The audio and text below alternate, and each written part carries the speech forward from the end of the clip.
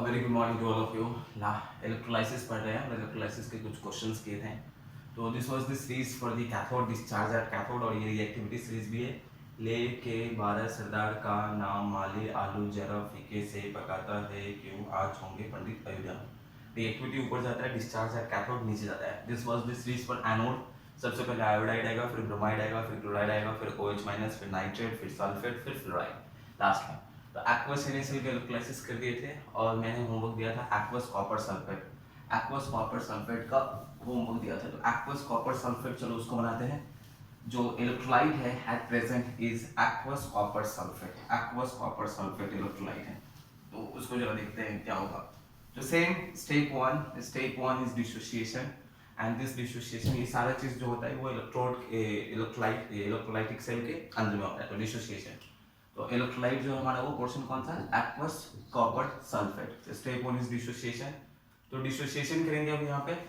तो copper sulphate to देगा copper 2 plus SO4 2 minus. इसके साथ और क्या है, एक्वस मींस वाटर स्प्लिट करेगा H2O, तो it will give H plus and OH minus, ये पोर्शन हो जाएगा। ओके, अब कॉपर एंड हाइड्रोजन प्लस में H प्लस में, कॉपर एंड H प्लस में कैथोड पे कौन सा जाएगा, तो देखना पड़ेगा। Series copper plus and H plus है, तो यहाँ देखो, यहाँ पे हाइड्रोजन है और उसके नीचे कॉपर है, तो जो नीचे होगा that will discharge at cathode. तो this will discharge at cathode, तो copper plus 2 will come to the cathode portion. Cathode पे कॉपर प्लस 2 आ गया। Copper plus two electrons gives क्या, कॉपर, ये कॉपर आ गया। एनोड पे सल्फेट एंड OH में, सल्फेट एंड OH में, OH पहले है बाद में सल्फेट, यानी OH जाएगा एनोड पे, तो OH गोज टू एनोड। अब लिसन, अब यहाँ पे एक पॉइंट याद रखेंगे। OH ये पॉजिटिव है, ये हमारा OH plus 1 electron, but OH कुछ कंपाउंड नहीं होता, OH इज नथिंग। अभी क्या होता है, ये स्टेप्स 4 OH 4 OH माइनस आगे डिपॉजिट होगा, then it will give 4 OH plus 4 electron. अब ये 4 OH का क्या होगा, this 4 OH will gives 2 molecules of water plus oxygen gas. देखो बैलेंस हो गया, देखो बैलेंस हो गया। तो OH जब भी जाएगा, if OH will go to the portion cathode, anode पे OH जाएगा एनोड पे, तो OH माइनस है, तो OH से OH आएगा, तो OH कुछ नहीं होता है, तो OH क्या होगा, ये ऐसा 4 टाइम्स 4 OH आगे डिपॉजिट होगा, 4 OH माइनस डिपॉजिट होगा, it will give 4 OH plus 4 electrons, and this 4 OH will give 2 molecules of water and oxygen gas. Okay, तो what we got at cathode पे क्या मिला है, एट कैथोड पे हमें कॉपर मिला है। At anode what we get at anode, oxygen gas. And in electrolytic cell में क्या रह गया, तो ये H प्लस और ये SO4 2 माइनस। तो अभी देखो, ये H प्लस और SO4 2 minus criss cross method कर देंगे, तो इट विल बी H2SO4। तो in this cell electrolytic cell is H2SO4। Electrolytic cell को वोल्टामीटर भी बोलते हैं, याद रखना। Electrolytic cell is also known as voltameter, तो voltameter, electrolytic cell is also known as voltameter. Okay, H2SO4 it's acidic है, तो इसका pH वैल्यू लेस देन 7 होगा। एसिडिक है तो इसका pH वैल्यू लेस देन 7 होगा। ओके, तो this is all about electrolysis, ये इलेक्ट्रोलाइसिस है। अब इलेक्ट्रोलाइसिस का एप्लीकेशंस हमें पढ़ना है, इलेक्ट्रोलाइसिस का एप्लीकेशंस हमें करना है।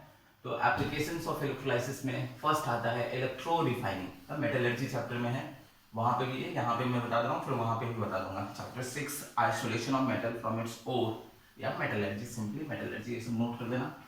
तो अभी चलो देखते हैं, next one is applications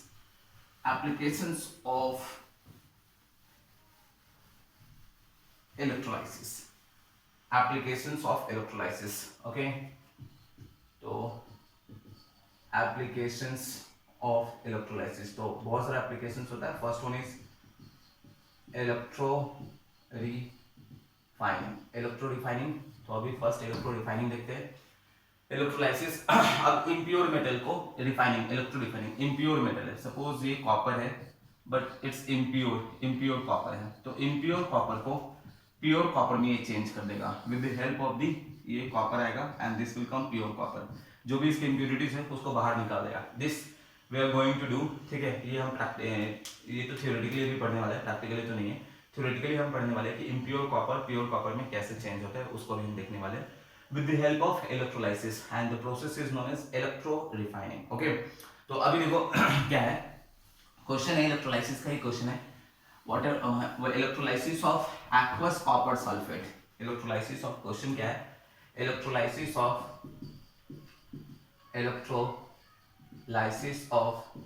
aqueous copper sulfate using copper electrode.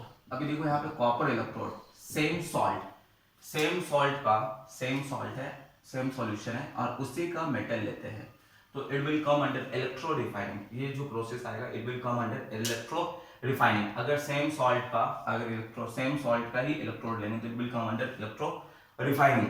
Okay, अगर न्यूट्रल इलेक्ट्रोड लेते हैं aqueous copper sulphate using platinum electrodes, तो हमारा जो अभी क्वेश्चंस किए थे उसके हिसाब से होता है प्लैटिनम या सिल्वर या न्यूट्रल इलेक्ट्रोड कुछ और होता है, ये मेटल इसी मेटल का इलेक्ट्रोड नहीं होता. तो देखते हैं अभी देखो इसमें क्या होता है, aqueous copper sulphate using copper electrode. Before electrolysis, पहले सेटअप इसका देख लेते हैं. बिफोर इलेक्ट्रोलाइसिस, इलेक्ट्रोलाइसिस से पहले क्या किया जाता है, देखो इसमें क्या किया जाता है, सेटअप क्या इसमें, एनोड जिसको एनोड जो होगा that will be thick impure copper. Anode will taken as thick impure copper. Cathode को जरा देखते हैं. This will be thin pure copper. तो एनोड जो होगा थिक impure copper. ये इसका सेटअप है, दिखा देता हूँ मैं, ठीक है. ये portion, this is thick impure copper anode और ये thin pure copper कैथोड. तो ये पोर्शन ये हमारा हो गया एनोड. ये portion is anode thick impure copper and this is thin pure copper. ये पोर्शन हमारा कैथोड है और ये पोर्शन हमारा कौन सा है, एनोड.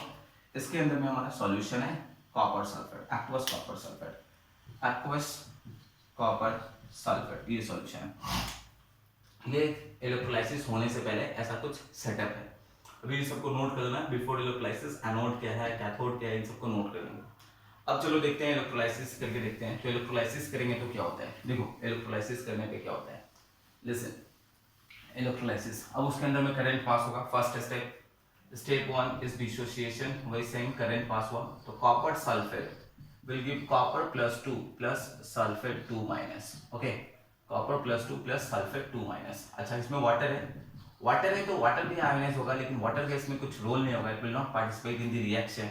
वो सॉल्यूशन में ही रहेगा. देखेंगे जब सेम इलेक्ट्रोड का, याद रखेंगे, जब electrode and the electrolyte are of same nature, same metal का, जिस मेटल का एक सॉल्यूशन है उसी मेटल का अगर इलेक्ट्रोड होगा तो यहाँ पे कॉमन आयन इफेक्ट की वजह से वो जो आयंस होंगे ये कैथोड पे जाएगा, ये एनोड पे जाएगा. वाटर इसमें कुछ रोल नहीं प्ले करेगा, ठीक है. वाटर इसमें कुछ भी रोल प्ले नहीं करेगा, सिर्फ सॉल्यूशन फॉर्मेशन करेगा. हाँ, अगर ये होता, सपोज न्यूट्रल इलेक्ट्रोड होता, तो फिर हम वही इसमें से इन दोनों में से कौन सा जाएगा कैथोड पे, that depends on the electrochemical stage. इन दोनों में से कौन सा जाएगा that depends on the anode पे. ओके, तो step 2 reaction at cathode and reaction at anode. तो कैथोड इज नेगेटिव और एनोड इज पॉजिटिव, ये पोर्शन. तो अभी हमारा क्या हो रहा है, ये कॉपर +2. अच्छा सुनो, सॉल्ट जो ionic compounds can be pure impure, elements can be pure impure, but जब आयंस आते हैं ना, आयंस फॉर्मेशन होता है, it is always in pure form. Ions जो फॉर्मेशन होता है वो हमेशा प्योर होता है. आयंस जो हमेशा फॉर्मेशन होगा वो हमेशा प्योर होगा. अब देखो ये कॉपर +2 है, इसमें कुछ भी इंप्योरिटीज नहीं होगा. इट विल गो टू, अब इसके अंदर में ये सारा चीज इसके अंदर में कॉपर +2 हो रहा है, ये सल्फेट 2- है. तो ये copper +2 will go to the cathode. Cathode पहले से क्या है, प्योर है. अब ये पोर्शन क्या है, कॉपर +2 प्लस यहाँ पे 2 इलेक्ट्रॉन्स, तो ये हो जाएगा कॉपर. ये कॉपर हो गया, तो ये प्योर आयन था, प्योर +2 इलेक्ट्रॉन, ये जाके कॉपर हो गया, ये प्योर हो गया. ये प्योर कॉपर जाके डिपॉजिट हो रहा है इस पे कैथोड पे. तो इसका एक स्ट्रिप क्या होगा, ऐसे इंक्रीज हो गया एक strip. Sulphate will go to the anode portion. Sulphate and anode is made up of किसका, anode is of copper and this is कौन सा copper, impure copper plus sulphate. तो ये हमारा हो जाएगा कॉपर सल्फेट +2 इलेक्ट्रॉन बाहर निकल जाएगा क्योंकि एनोड पॉजिटिव है, इसके इलेक्ट्रॉन को एब्जॉर्ब कर लेगा. अब ये आ गया, अब ये सॉल्यूशन आ गया. अब इसके अंदर में वाटर भी है, तो वाटर के साथ ये मिलकर सॉल्यूशन बन जाएगा. इसका ये कॉपर प्लस सल्फेट, ये दोनों कंबाइन हो गया तो कॉपर सल्फेट देगा. ये पोर्शन ये एनोड का था, impure copper, this is of anode. तो ये इसके साथ कंबाइन करेगा तो इसका एक स्ट्रिप घट जाएगा, और दैट सॉल्यूशन विल कम इन दी, ये सॉल्यूशन में आ जाएगा कॉपर सल्फेट. ये वाटर के साथ मिलके फिर से कॉपर सल्फेट, फिर से ये पोर्शन जो आ गया यहाँ पे आ गया.